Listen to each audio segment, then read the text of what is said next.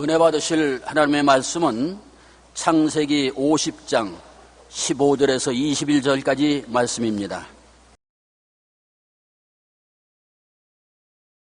요셉의 형제들이 그들의 아버지가 죽었음을 보고 말하되 요셉이 혹시 우리를 미워하여 우리가 그에게 행한 모든 악을 다 갚지나 아니할까 하고 요셉에게 말을 전하여 이르되 당신의 아버지가 돌아가기 전에 명령하여 이르시기를 너희는 이같이 요셉에게 이르라 내 형들이 내게 악을 행하였을지라도 이제 바라건대 그들의 허물과 죄를 용서하라 하셨나니 당신 아버지 하나님의 종들인 우리 죄를 이제 용서하소서 하매 요셉이 그들이 그에게 하는 말을 들을 때 울었더라.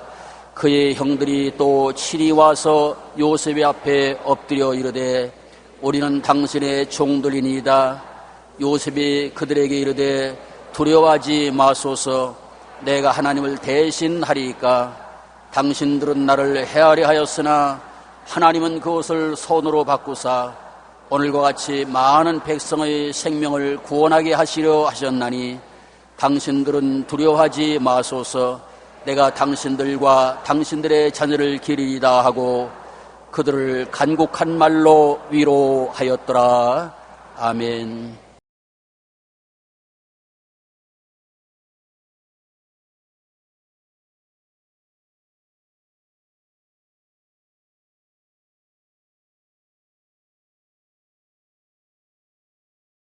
오늘 저는 여러분과 더불어 주어진 삶과 나의 태도라는 제목으로 말씀을 나누고자 합니다. 인간은 절대로 변화시킬 수 없는 자아와 변화시킬 수 있는 자아를 겸하여 가지고 있습니다.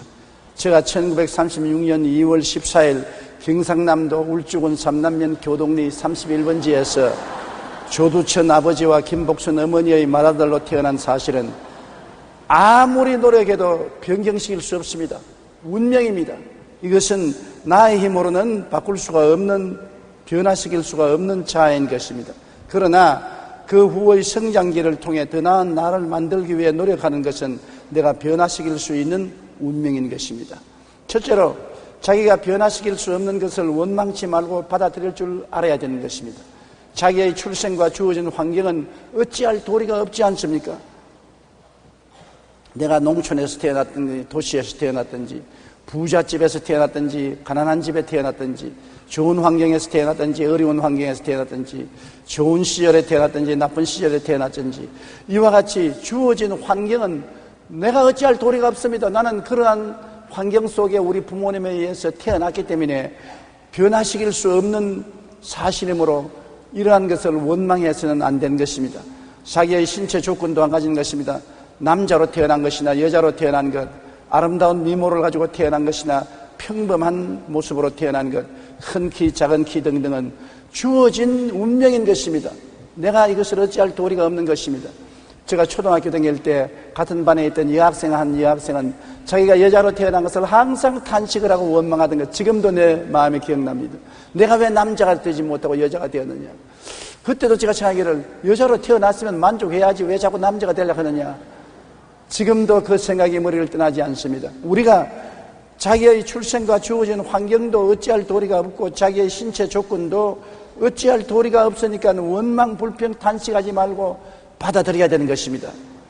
자기가 태어난 사회적 신분, 다시 말하면 상류사회에서 태어났든지 중류사회에서 태어났든지 하층사회에서 태어났든지 자기 힘으로 어찌할 도리가 없습니다.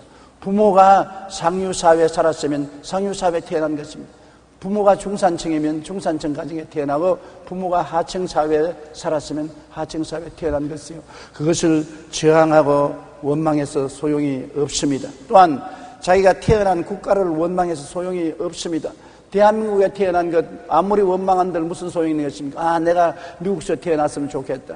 영국이나 구라파에서 태어나면 좋겠다. 남미에서 태어났으면 좋겠다. 그런 쓸데없는 소리 할 이유가 없습니다. 태어난 나의 운명을 받아들이는 것입니다. 대한민국에 태어난 것만 해도 얼마나 감사합니까? 북한에서 안 태어난 것만 해도 기가 막히게 감사한 일인 것입니다.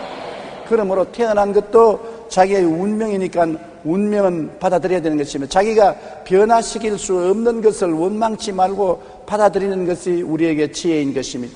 그러나 둘째로 주어진 환경을 인정하고 받아들이는 그곳에서 새 삶을 꿈꿀 수가 있는 것입니다. 우리 인간은 진흙이요, 하나님은 토기장이라고 말한 것입니다. 우리 진흙을 가지고 하나님은 훌륭한 토기를 만들 수가 있는 것입니다. 똑같은 진흙이라도 토기장이가 어떠한 그릇을 만드는가에 따라서 장단지도 될 수 있고 화병도 될 수 있고 밥상에 올라가는 아름다운 밥그릇도 될 수 있고 국그릇도 될 수 있는 것입니다. 우리가 우리의 처지를 원망하지 말고 우리 진흙인 우리를 하나님께 맡기고 새로운 삶을 꿈꾸면 하나님이 우리를 새롭게 만들어줄 수 있다는 희망이 있는 것입니다. 이것이 예수 믿는 사람이 안 믿는 사람과 다른 점인 것입니다. 예수 믿는 사람은 운명에 던져지고 절망할 수밖에 없지만 우리는 어떠한 운명에 변화시킬 수 있는 환경에 태어났다 할지라도 하나님이 계심으로 우리의 진흙 같은 인생을 하나님께 맡기면 하나님이 새로운 삶을 줄 수 있다는 꿈을 가질 수 있기 때문에 우리는 행복한 것입니다. 하나님이 계심으로 하나님은 토기장이로서 우리를 변화시킬 수 있습니다. 이사야 64장 8절에 우리는 진흙이요 주는 토기장이시니 우리는 다 주의 손으로 지으신 것이니라고 말한 것입니다. 우리가 역사를 통해서 보게 되면 처참한 환경에서 위대한 인물이 많이 태어난 것을 볼 수가 있는 것입니다. 그렇기 때문에 새 삶을 꿈꿀 수 있는 것은 우리가 하나님께 주어진 환경을 내어 맡길 때 그런 기적이 일어날 수 있는 것입니다.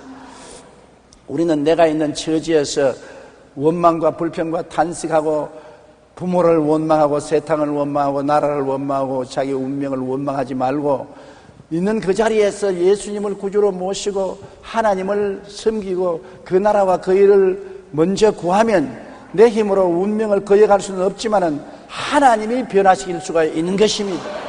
하나님이 우리 운명을 변화시키는 것입니다. 시편 37편 5절로 6절에 내 길을 야훼께 맡기라. 그를 의지하면 그가 이루시고 내 의를 빛같이 나타냈으며 내 공의를 정오의 빛같이 하시리라고 말씀한 것입니다. 하나님께서는 요한계시록 22장 13절에 나는 알파와 오메가요 처음과 마지막이요 시작과 마침이라.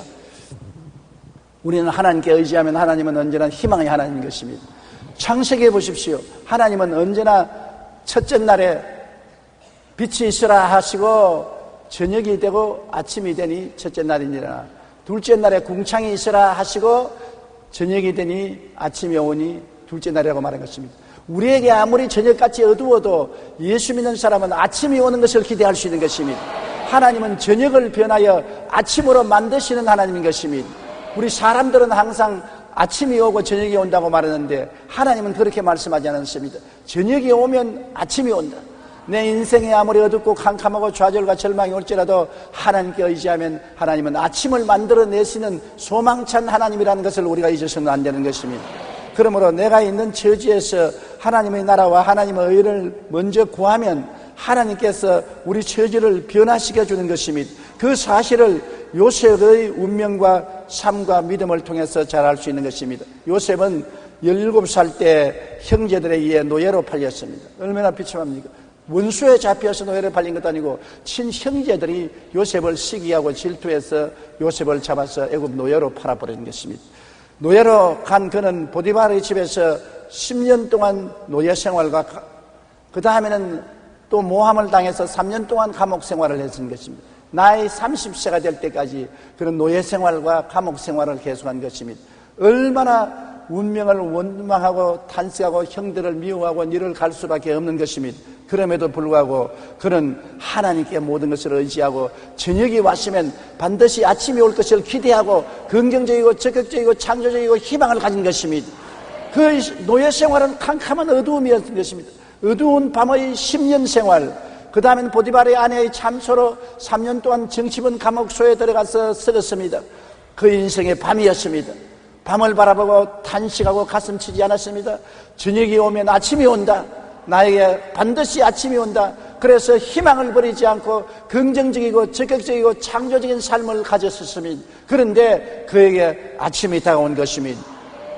왜냐하면 바로가 요셉을 등극시켜 애굽의 국무총리로 만든 것입니다. 바로가 꿈을 못 꾸는 해석 못하는데 요셉이 꿈을 해석해주고 바로에게 뽑혀서 애굽의 국무총리가 되고 애굽을 다스리는 놀라운 권력자가 된 것입니다.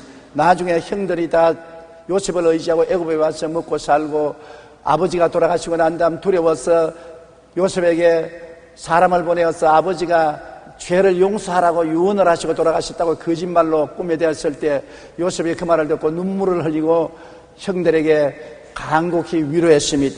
창세기 50장 20절 우리 다 같이 한번 읽어보십시다. 당신들은 나를 헤아려 하였으나 하나님은 그것을 선으로 바꾸사 오늘과 같이 많은 백성의 생명을 구원하게 하시려 하셨나니. 형들은 요셉을 헤아리고 하였었습니다. 밤을 갖다 주었습니다. 그러나 하나님은 아침으로 변화시켜 버리고 마는 것입니다. 하나님은 오히려 선으로 바꾸신 것입니다. 오늘 여러분의 앞날에 무엇이 캄캄한 밤이 되어 있습니까? 하나님께 의지하면 그것을 아침으로 바꾸는 하나님인 것입니다. 우리에게 절망은 없습니다. 소망으로 바꿉니다. 예수님이 십자가에 못 박여 죽으신 것보다 더 비참한 절망이 어디 있습니까? 그가 무덤에 들어간 지 사흘 만에 하나님은 무덤 문을 열어버리고 부활시켜버리고 마는 것입니다. 어두움은 지나가고 밝은 아침이 다가오게 된 것입니다. 이것이 우리의 신앙인 것입니다. 죽음 뒤에 부활을 항상 꿈꾸는 우리 성도들이 되어야 되는 것입니다. 셋째로, 우리 과거는 십자가 밑에서 용서하고 청산할 줄 알아야 되는 것입니다. 과거에 수고하고 무거운 짐을 늘 걸머쥐고 인생을 사는 사람은 비극적인 사람인 것입니다. 과거는 한번 지나가면 다시 돌아오지 않습니다. 과거는 떠나간 물고기 같이 돌아오지 않습니다. 물고기를 손에 잡았다가 물에 놓쳐버리십시오. 헤엄쳐서 도망치고 다시 손으로 돌아오지 않습니다. 과거는 이미 지나간 사건인 것입니다. 내 마음속에 담가놓고 아무리 그것을 가지고 원망하고 불평하고 탄식하고 슬퍼해도 소용이 없는 것입니다. 실체는 지나가버린 것입니다. 내 마음에 남아서 상처를 주고 있는 사람인 것이므로 내 마음에 남아있는 과거를 예수님 십자가 밑에서 용서하고 청산해버려야 되는 것입니다. 이사야 43장 18절에 너희는 이전 일을 기억하지 말며 옛날 일을 생각지 말라고 한 것입니다. 빌립보 3장 13절에도 뒤에 있는 것은 잊어버리고 앞에 있는 것을 잡으려고 표대를 향하여 나아간다고 말하는 것입니다. 뒤의 일은 하나님께서도 잊어버리라고 말하는 것입니다. 바울 선생도 뒤의 일은 잊어버리고 앞을 향해서 나가라고 말하는 것입니다. 뒤의 일은 마음속에 간직하고 있으면 크나큰 걸림돌이 되는 것입니다. 옛날에 너가 나를 이렇게 했지, 옛날에 나를 고통 주게 했지, 나에게 괴로움을 갖다 주었지.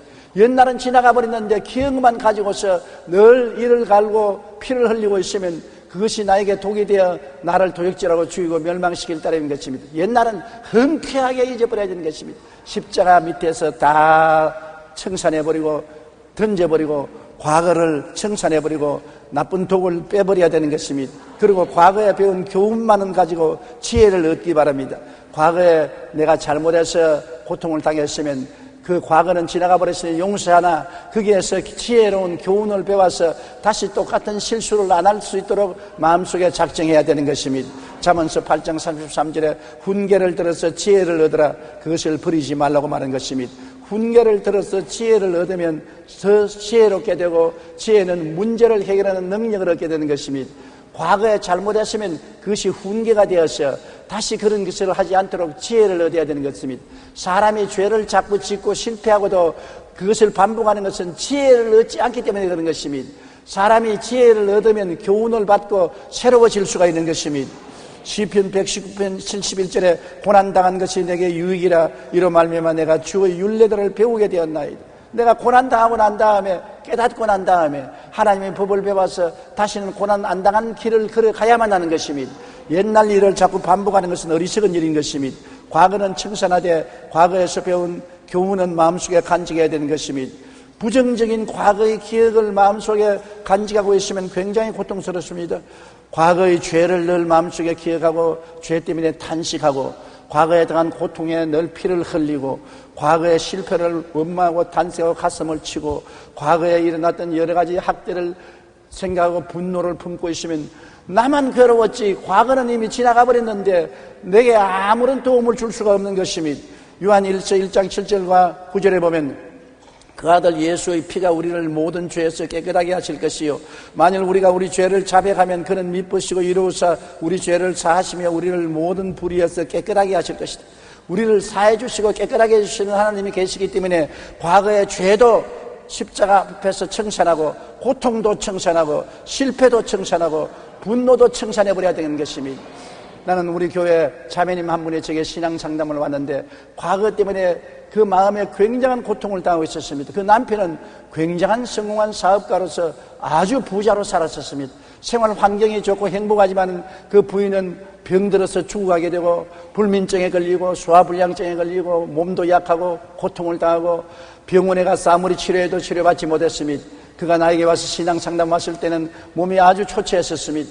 그는 무엇 때문에 그런 고통스러운지 내가 이야기하라고 하니까 과거의 이야기를 하는 것입니다. 피란 시절에 얼마나 괴로웠었습니까? 어머니하고 그가 부산 피란 생활에 가서 고통을 당하고 당한방에서 살다가 지금 남편을 만나서 결혼하지 않고 같이 살게 된 것입니다. 그런데 불행하게도 어머니가 치매에 걸리게 된 것입니다.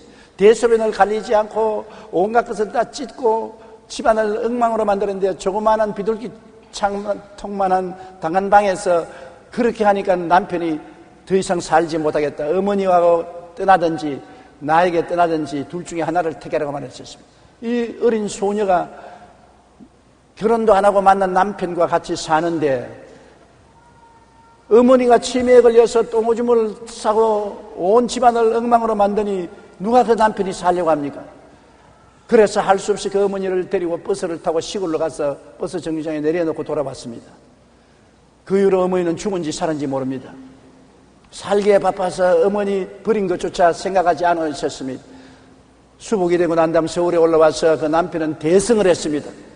큰 중소기업의 사장이 된 것입니다. 그런데 그때부터 과거의 생각이 나는 것입니다. 어머니를 버린 그 죄가 마음속에 고통이 와서 그는 너무나 괴롭게 된 것입니다. 하루를 편안하게 살 수가 없습니다. 과거는 지나갔습니다. 6.25 사변의 그 고통은 지나갔습니다. 그때 모든 사람들이 다 고통당했는데 고통은 지나가고 이제는 편안하고 잘 살게 되었는데 환경은 지나갔지만은 마음속에 있는 과거는 지나가지 않았었습니다. 그래서 내가 그 자매님께 말했습니다. 자매님이 치매에 걸린 어머니를 버린 것은 참으로 잘못했지만은 그때 환경에 저도 6.25 사변을 당했지만은 앞뒤를 가릴 도리가 없는 고통스러운 생활이었었습니다. 입에 풀칠하기가 얼마나 힘들었든지 굶어 죽는 사람이 비일비재한 그 상황에서 소녀의 몸으로 어찌할 도리가 없었을 것입니다. 그러면 지금 돌이켜 생각해 보십시오. 어머니가 지금 살아 계신다면은 자기 하나밖에 없는 딸이 고통을 당하고 병들어 죽기를 원하겠습니까? 자기 딸이 행복하게 살기를 원하겠습니까? 어머니의 심정을 생각해 보십시오. 어머니는 딸보다도 마음이 다릅니다. 어머니가 지금 살아계신다면 어떤 고통을 당하더라도 딸의 행복을 원하지 않겠습니까? 당신의 어머니가 효도하는 것은 지금 마음에 기쁘고 행복하게 사는 것이 버린 어머니에게 효도를 하는 것입니다. 그러므로 마음을 털어버리십시오. 마음을 털어버릴 수 없다고 그랬었습니다. 예수님이 십자가에서 당신의 죄를 대신 짊어지고 못 박혀서 몸짓고 피를 흘렸습니다. 예수께 나오면 보혈이 당신 마음을 씻어주는 것입니다. 그래서 주님 앞에 꿇어 앉아 회개하고 예수님의 보혈을 의지하고 난 다음에 그 마음의 과거를 씻었습니다. 과거를 청산하고 과거가 깨끗하게 되자 마음이 가벼워지고 얼마나 기뻐하고 즐거워했던지 그 다음에 후에 교회에 얼마나 충성하고 헌신하고 하나님을 잘 섬기고 주께 영광을 돌리는 삶을 사는 것을 보았습니다. 여러분, 과거는 이미 지나간 사건이지만은 내 가슴 속에 품고 있으면 그것이 내 마음에 독이 되고 나를 도적질하고 죽이고 멸망시키는 것입니다.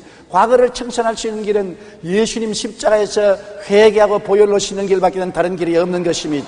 골로새서 3장 9절로 10절에 옛사람과 그 행위를 벗어버리고 새사람을 입었으니 이는 자기를 창조하신 이의 형상을 따라 지식에까지 새롭게 하심을 입은 자니라. 우리 과거의 행위를 벗어버리고 새사람을 입었었습니다. 주님이 십자가에서 우리 옛사람을 끌어안고 청산해버리고 새사람으로 만들어서 우리에게 선물로 주신 것입니다. 누구든지 그리스도 안에 있으면 새로운 피조물이라. 이전 것은 지나가시니 보라 새 것이 되었도다. 예수님 안에서만 새사람이 될 수가 있는 것입니다. 그러므로 부정적인 과거의 기억을 정화해야 되는 것입니다.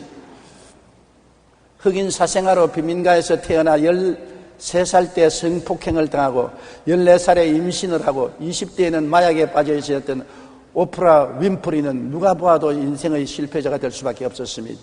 오늘 오프라 윈프리라고 말하면 여러분 영어를 아는 세계 속에서는 모르는 사람이 없을 만한 놀라운 토크쇼의 천재인 것입니다.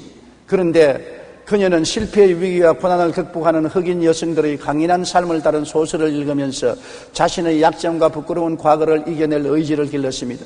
그리고 더욱 나은 미래의 삶을 위해 간절히 기도하며 하나님께 구했습니다. 그리고 마침내 토크쇼의 프리마돈나로 추앙받으며 배우로서 영화와 텔레비전 프로그램 제작자로서 자선가로서 그리고 사업가로서 실패를 극복한 산 증인으로 서게 된 것입니다.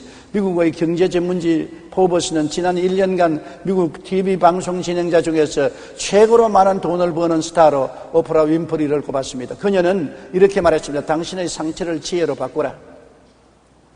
오프라 윈프리가 자기의 과거의 상처를 가슴에 품고 있었다면 결코 일어날 수 없습니다. 그러나 예수님 십자가에서 그 상처를 다 청산하고 자기를 성폭행하고 어린 소녀의 임신을 시키고 버린 남자를 용서하고 재기할 수 있는 꿈을 꾸었기 때문에 그는 오늘날 세계적인 인물이 된 것입니다. 실패는 모든 것의 끝이 아니라 새로운 지혜를 열어주는 기회가 되는 것입니다. 우리는 부정적인 과거의 기억을 청산하고 과거에 배운 교훈에서 지혜를 얻어서 새 출발하는 우리가 되어야 될 것입니다. 넷째로, 더 나은 내일에 대한 꿈과 믿음을 우리는 마음속에 가져야 되는 것입니다. 환경은 변하지 않았더라도 꿈과 믿음은 가질 수가 있는 것입니다. 꿈과 믿음이란 내 마음속에 가지는 것이지 다른 사람이 갖다 주는 것이 아닌 것입니다. 과거와 현재에 대한 운명은 저항할수록 나를 더 붙잡습니다. 과거를 원망하고 불평하고 현재의 환경을 탄식하고 가슴을 치면 칠수록 더 부정적인 마음이 다가오고 더 고통이 다가오는 것입니다. 과거에 저항하지 말고 과거를 용서해 버리십시오. 현재에 원망 불평하지 말고 하나님께 내어 맡겨 버리십시오. 여러분은 내일을 향해서 살아야만 되는 것입니다. 운명을 바꾸시는 하나님을 바라보아야 되는 것입니다. 잠언서 3장 5절로 6절에 너는 마음을 다하여 야훼를 신뢰하고 내 명철을 의지하지 말라. 너는 범사의 그를 인정하라. 그리하면 내 길을 지도하시리라. 하나님이 우리의 과거를 청산하고 현재를 변화시켜서 새로운 세계를 만들어줄 토기장으로서 우리와 함께 계신다는 것을 잊어서는 안 되는 것입니다. 잠언서 16장 9절에 사람이 마음으로 자기의 길을 계획할지라도 그의 걸음을 인도하시는 이는 야훼시니라. 하나님이 우리의 걸음을 인도하시기 때문에 하나님께 우리가 맡기면 하나님께서 우리를 붙들어 주시는 것입니다. 우리는 잃어버린 것을 가지고 자꾸 계산하고 집도 잃어버렸다, 자식도 잃어버렸다, 건강도 잃어버렸다, 나는 아무것도 없다, 세상에 이럴 수가 있느냐, 하나님도 무심하다, 이런 인생을 살아서 뭐냐, 이렇게 탄식하면 아무도 도와줄 수 없는 것입니다. 사람은 잃어버린 것을 계산하지 말고 그래도 지금 가지고 있는 것을 계산해야 되는 것입니다. 지금 그래도 나는 살아있다, 그래도 나는 친구가 있다, 그래도 나는 건강이 있다, 있는 것을 생각하고 감사해야지 없는 것을 자꾸 덜추어서 원망 불평하면 아무도 그를 도와줄 수 없는 것입니다. 과거도 이미 지나간 것이니 놓아버리고 현재 고통스러운 환경은 바라보지 말고 그 가운데 내가 가지고 있는 것을 보고 하나님께 감사하면 감사하는 자에게 하나님이 축복을 주시는 것입니다. 촛불을 보고 감사하면 전등불을 주시고 전등불을 보고 감사하면 달빛을 주시고 달빛을 보고 감사하면 태양을 주시고 태양을 보고 감사하면 천국을 주시는 하나님이신 것입니다. 잃어버린 것에 연연해하지 마세요. 이전보다는 작겠지만 현재 남아있는 부분이 있다는 사실과 꿈이 바로 행복의 조건입니다. 마음속에 꿈이 있나요? 그렇다면 언제든가 반드시 이루어질 겁니다. 이 말은 베제트 병으로 죽음에서 기적적으로 살아남은 임택 씨의 말인 것입니다. 그는 초등학교 5학년 때 한쪽 눈을 실명하고 21살 때 두 눈을 모두 실명한 상태에서 피부염이 걸리고 구내염이 걸리고 관절염, 고혈압의 합병증으로 고통 가운데 혀 구멍이 7개나 뚫어졌었습니다. 음식물은 물론 물도 마시지 못했습니다. 의사도 포기하고 가족들도 곧 죽을 사람이라고 여겼지만 우연히 참석한 전도 집회에서 예수님을 영접하고 오직 하나님만 의지하여 하나님의 은혜로 기적적으로 무서운 병에서 고침을 받은 것입니다. 이후 하나님께 무엇을 드릴까만 생각하다가 새벽 예배 피아노 반주자가 없는 것을 보고 저 자리가 내 자리라는 생각으로 오로지 독학으로 30대 피아노를 배워 새벽 예배 피아노 반주자로 7년간 봉사했습니다. 장님인데 선생도 없고 아무도 없는데 지팡이 짚고 새벽 기도에 나갔는데 새벽 기도에 피아니스트가 없어 음악 반주를 못하니까 저 자리가 내 자리다. 나는 비록 눈을 보지 못하고 배운 것이 없지만은 손이 성하니까 피아노를 배워서 새벽 반주를 해야 되겠다고 그래서 그날부터 피아노를 열심히 연구하고 공부해가지고서 피아노 반주자가 되어서 교회 새벽기도에 7년 동안 피아노 치는 봉사를 했습니다. 그 이후에 작곡과 편곡, 피아노 조율을 배우고 40대 컴퓨터를 배웠으며 이러한 것을 바탕으로 50대가 된 지금은 세계적인 미디어 뮤지션의 꿈을 키워나가고 있는 것입니다. 지금 처한 상황이 바꿀 수 없는 것이라면, 겸의 그 상황을 받아들이고 바꿀 수 있는 것이라면 주님을 의지하여 꿈과 소망을 가지고 내일을 향해 최선을 다하는 삶과 행복한 삶을 만들어내야 되는 것입니다. 내가 바꿀 수 없는 운명을 붙잡고서 울면 무엇하는 것입니까? 왜 장님이 되었노? 왜 여러 가지 병이 들어왔냐? 왜 혀가 7건이나 구멍이 뚫어졌나? 나는 왜 이렇게 버림받은 인생이 되었나? 하나님도 원망하고 부모도 원망하고 운명과 환경을 원망한다면 그는 버림받고 아무도 도와줄 수 없습니다. 그러나 교회에 나가서 말씀을 듣고 예수님을 구주로 모시고 하나님께 부르짖어 기도한 결과에 하나님이 병을 다 고쳐주셨습니다. 비록 장님이지만은 손발이 있으므로 그걸 가지고 피아노를 배워서 피아니스트가 되고 교회 봉사하게 되고, 그는 피아노 작곡도 하고 편곡도 하고 조율도 배우고 컴퓨터도 배우고 이제는 당당한 사회인으로서 성공한 사람이 된 것입니다. 있는 것을 가지고서 감사하고 그를 통해서 꿈과 희망을 가진 이상 그를 중지시킬 사람은 없었던 것입니다.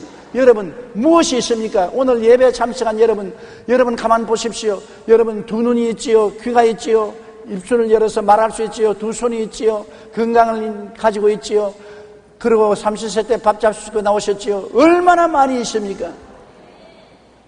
6.25를 통해보지 않은 사람은 저 말이 실감이 안 날 것입니다. 저는 6.25를 통한 사람이기 때문에 그때 여러분 모든 사람들은 다 잃어버렸습니다. 가족도, 건강도, 직장도 아무것도 없는 정말 하늘과 땅 아래 외로운 빈손 들고 그래도 삶을 이어나간 것입니다. 그게 비교하면 지금은 부자 중에 부자요, 행복한 중에 행복한 것입니다. 없는 것을 생각하지 말고 있는 것을 생각하고 감사하는 여러분 되시기를 주님 이름으로 축원합니다.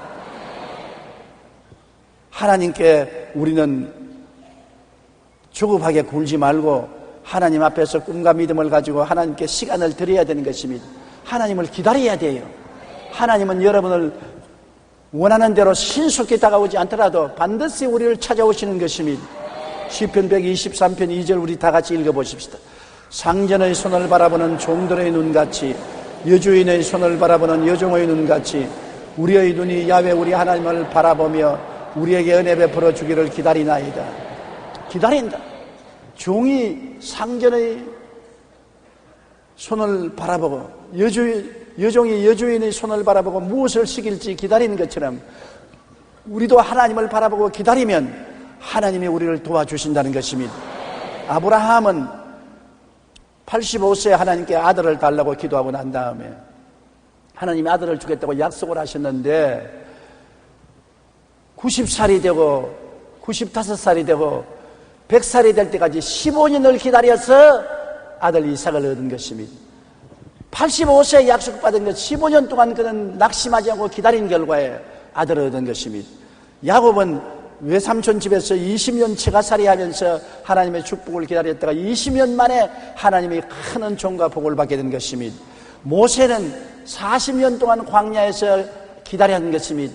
그래서 40대 이루지 못한 꿈을 80에 하나님이 이루어 주셔서 이스라엘 백성을 애굽에서 해방시킬 수가 있은 것입니다. 그러므로 여러분, 우리는 결코 우리 인간의 생각대로 하나님이 늦게 오신다고 탄식하지 말고 기다려야 되는 것입니다. 한 건물의 입구에서 꽃을 파는 할머니가 있었습니다. 할머니 얼굴에는 주름이 많고 옷차림도 흐름했습니다. 그러나 늘 밝은 표정으로 주위 사람들을 즐겁게 해주었던 것입니다. 한 번은 건물의 주인이 지나가다가 할머니에게 물었습니다. 할머니, 늘 좋은 일이 있는가 봐요. 늘 얼굴에 웃음을 잃지 않고 있으니 참 놀라운 일입니다. 그러자 할머니가 대답했습니다. 제 걱정은요, 트럭에 담으면 100대도 넘을 것입니다. 그러면 어떻게 그런 밝은 얼굴을 가지고서 삽니까? 무슨 특별한 비결이 있나요? 할머니는 그에게 행복한 삶의 비결을 들려주었습니다. 내게 특별한 비결이 하나 있어요. 저는 고통이 닥쳐오면 예수님께서 무덤에 머물러 계셨던 사흘을 생각하면서 사흘 동안 견디자. 나흘째가 되면은 좋은 일이 다가올 것이다. 그래서 내게 슬픔과 고통이 다가오면 나는 예수님 사흘 동안 무덤에 있는 캄캄한 밤을 생각하고 사흘을 기다린 것입니다. 나흘이 되면 상태가 달라지고 생각이 달라지게 되는 것입니다. 사흘 뒤에는 어김없이 새로운 해가 뜬다고 말하는 것입니다. 우리는 고통에 처할 때 십자가의 사랑을 생각하고 낙심하거나 좌절하지 말아야 할 것입니다. 할머니처럼 사흘만 인내하면 대부분의 문제는 자연히 해결되고 더 나은 내일을 향한 용기와 희망이 생겨나는 것을 체험할 수가 있는 것입니다. 그렇기 때문에 너무 서둘지 말고 우리는 인내를 가지고 하나님이 우리를 도와줄 것을 기다려야 되는 것입니다. 옛날에 하나님을 믿은 사람들은 10년을 기다리는 것을 보통으로 느꼈습니다. 20년, 30년을 보통으로 기다린 것입니다. 우리는 열흘을 못 기다리고 한 달을 못 기다릴 때가 많은 것입니다. 우리는 기다릴 줄 알아야 되는 것입니다. 주님께 기다리고 주를 바라보고 살든지 죽든지 흥하든지 망하든지 성하든지 쇠하든지 주님을 바라봅니다. 주님을 바라보고 기다린 것입니다. 사람의 힘으로 1년간 해도 안 될 것 주님이 찾아오면 하루 만에 이루어 주시는 것입니다. 하나님의 기적은 순식간에 다가와서 모든 것을 바꾸어 놓을 수가 있는 것입니다. 낙심하지 말고 주님을 앙망하고 기다려야 되는 것입니다. 십자가의 사랑을 생각하고 낙심하거나 좌절하지 말아야 되는 것입니다. 주님이 우리를 지극히 사랑한다는 것을 알면 낙심하지 않습니다. 여러분, 주님이 과연 나를 사랑하실까? 나를 관념하실까? 나를 기억하실까? 이렇게 생각하면 초조해지지요. 주님이 나를 뜨겁게 사랑하는 것을 알면 주님이 나를 돌봐 주실 것이라는 것을 알고 기다릴 수가 있는 것입니다.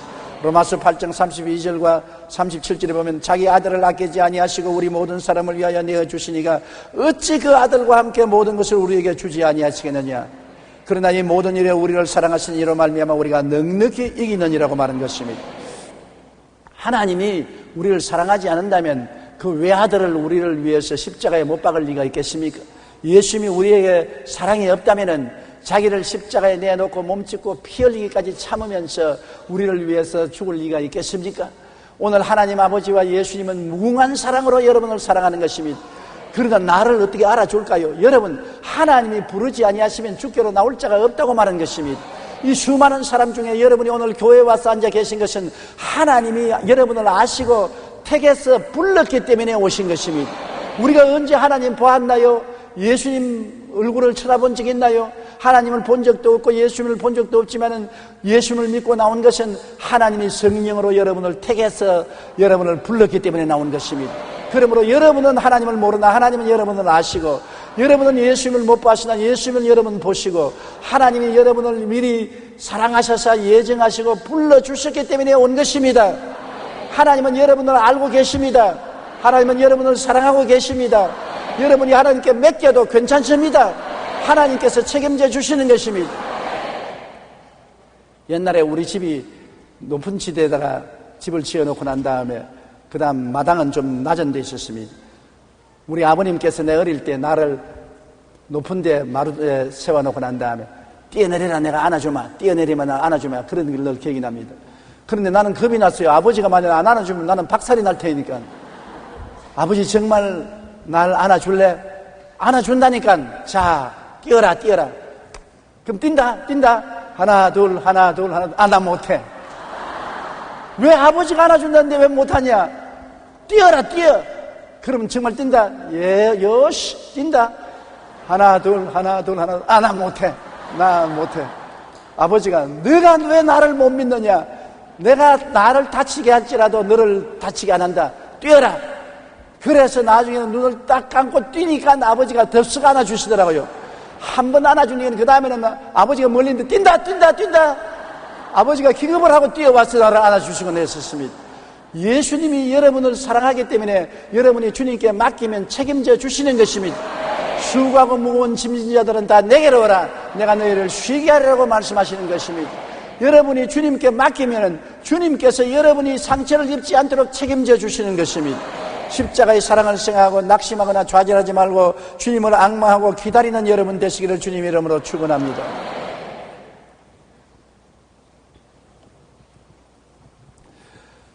우리가 세상에 살면서 바꿀 수 없는 운명과 환경은 많지 않아요.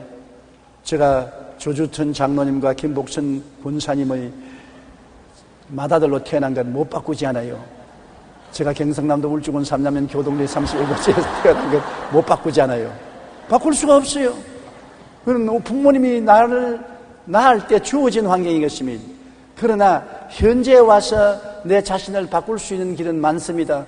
저는 7살에 폐병에 걸려서 쓰러지고 난 이후에 그 다음 고향을 떠나서 20살에 서울로 올라와서 내 인생이 많이 바꾸어졌습니다. 우리 부모님이 주어진 그 환경에서 많이 바꾸어진 것은 내 몸으로 못 바꿀지라도 마음으로 바꿀 수가 있었기 때문인 것입니다. 지킬 만한 것보다 내 마음을 지켜라. 생명의 근원이 이에서는 아니라 몸으로 환경으로 못 바꾼 것은 마음으로 바꾸면 바꾸어질 수가 있는 것입니다. 여러분, 내가 바꿀 수 있는 것은 마음으로 바꿀 수가 있는 것입니다. 돈이 없어도 바꿀 수 있는 것입니다. 좋은 환경이 없어도 바꿀 수가 있는 것입니다. 좋은 부모가 없어도 내가 마음으로 내 운명을 바꿀 수가 있는 것입니다. 생각을 긍정적으로 바꾸십시오. 로마서 8장 28절에 하나님을 사랑하는 자 곧 그 뜻대로 부르심을 입은 자들에게는 모든 것이 합력하여 선을 이룬다고 말한 것입니다. 마음으로 긍정적이고 적극적이고 창조적으로 바꾸십시오. 마음이 늘 부정적이고 원망하고 불평하면 운명은 바꾸어지지 않습니다. 지킬 만한 것보다 내 마음을 지켜라. 생명의 근원이 이에서 나온 것입니다. 마음을 주님을 의지하고 긍정적이고 적극적이고 창조적으로 바꾸고 좋은 일이 일어날 것을 기대하고 희망찬 마음으로 만들어야 되는 것입니다. 마음의 희망을 버린 사람은 자기 운명을 바꿀 수가 없는 것입니다. 환경이 아무리 어둡고 캄캄하고 좌절되고 절망될지라도 마음의 희망을 가져야 되는 것입니다. 희망의 불길을 끄지 말고 희망의 생각으로 가득 채워놓은 것입니다. 예수 그리스도의 십자가를 바라보면 희망을 가질 수가 있는 것입니다. 죄인은 용서받는 의인이 될 희망이 있고 세상에 묶인 사람은 거룩하고 성령 충만한 사람이 될 희망이 있고 병든 사람은 치료받을 희망이 있고 저주받은 사람은 아브라함의 복과 형통을 받을 희망이 있고 죽는 사람은 천국 영생을 얻을 희망이 있는 것입니다. 영혼이 잘됨같이 범사에 잘됨에 강건하고 생명을 얻어 넘치게 얻을 희망을 가질 수가 있는 것입니다. 희망이 놀라운 것입니다. 희망을 저버린 사람은 하나님도 도와줄 수 없습니다. 하물며 세상이 어떻게 도와줄 수 있는 것입니까? 그러므로 생각을 긍정적으로 희망차게 가져야 그 사람은 운명을 바꿀 수가 있는 것입니다. 내 주어진 환경은 내가 아무리 바꾸려도 바꿀 수가 없을 때가 많습니다. 그러나 마음의 꿈과 희망은 내가 바꿀 수가 있는 것입니다. 그리고 마음속에 꿈을 품어야 되는 것입니다. 시편 81편 10절에 내 입을 크게 열라 내가 채우리라. 입을 여는 것은 내가 할 수 있는 것입니다. 채우는 것은 내가 못해도 입을 여는 것은 내가 할 수 있는 것입니다. 내가 입을 열면 채우는 것은 하나님이 채워주시는 것입니다. 그렇기 때문에 구체적인 꿈을 가져야만 되는 것입니다. 여러분, 진 랜드럼이 쓴 신화가 된 사람들은 야구의 홈런왕 베이브 브루스나 세계적인 농구선수 월마르 루돌프나 신이 내린 축구 천재라는 말을 듣는 페레나 나비처럼 날아서 벌처럼 쏜다는 권투의 모하메드 알리 등 세계적인 슈퍼스타 운동선수들을 소개합니다. 저자는 이들이 성공한 이유가 무엇인지를 찾고자 했습니다. 다른 사람들에 비해 신체적인 우월성을 타고난 것인지 밝히기 위해 이들을 운동신경, 점프력, 근육의 힘, 반사신경 등을 평가해봤지만 결과는 오히려 허무했다고 설명했습니다. 그리고 이들이 특별함은 신체적인 조건이 아니라 정신력으로 이들의 공통점은 확고한 꿈을 가지고 그 꿈을 이루기 위해 가슴속에 끓어오르는 열정을 품고 있었다는 것입니다. 이것이 달랐어요. 세계적인 운동선수가 운동 체력이 강해서 점프력이 강해서 신체 조건이 좋아서 되었지 않았다는 것입니다. 그들은 다른 사람보다도 톱부가 되겠다는 열렬한 꿈과 열정을 가지고 있었다는 것입니다. 꿈이 운명을 바꾸어놓은 것입니다. 환경은 자기들이 변화시킬 수 없지만은 신체 조건은 부모가 낳아준 대로 그대로 변할 수 없지만은 마음속의 꿈은 자기가 변할 수가 있는 것입니다. 희망을 가지고 꿈을 가지고 꿈이 이루어질 열정을 가지고 있었다는 것입니다.